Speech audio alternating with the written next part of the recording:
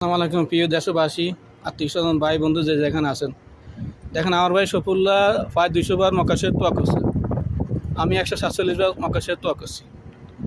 কত হচ্ছে, তারা আমার সরব বিশ্বাসে আমার থেকে বাড়িঘর সব নিয়ে গেছে আগে। এরপর আমার বাড়িঘর অনেক কিছু সব কিছু ধ্বংস করে দিয়েছে।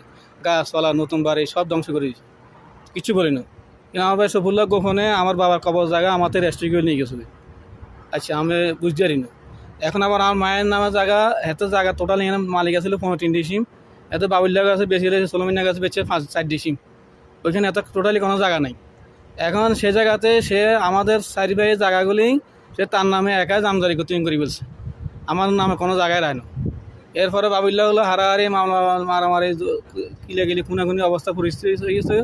আমি যতদূর পাচ্ছি সোশ্যাল মিডিয়ার মাধ্যমে নিয়ন্ত্রণ করার চেষ্টা করছি।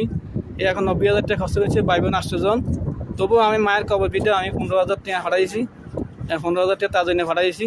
কিন্তু আমার জায়গা আমার নামে পুরো ক্ষতিপূরণ ফেরত দিতে হইব, না দিলে কেমন হতে যাবে। আমি মোদির সামনে করতেছি ভিডিও রেখে।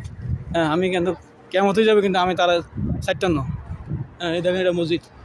হ্যাঁ, আল্লাহ মোদির সামনে করতেছি। পৃথিবীর কেউ উল্টি আইলো যদি আল্লাহ নামে তারা চারটান্ন। আর দেশবাসীর উদ্দেশ্যে বলে দিচ্ছি, আমার মায়ের জায়গা আমাকে পুরনো ফেরত দিতে হইব। সে কেন তার নামে একা করলো? এখানে তার একেন্সি নেই, সে জায়গায় সে পুরোটা তার নামে করে ফেলছে।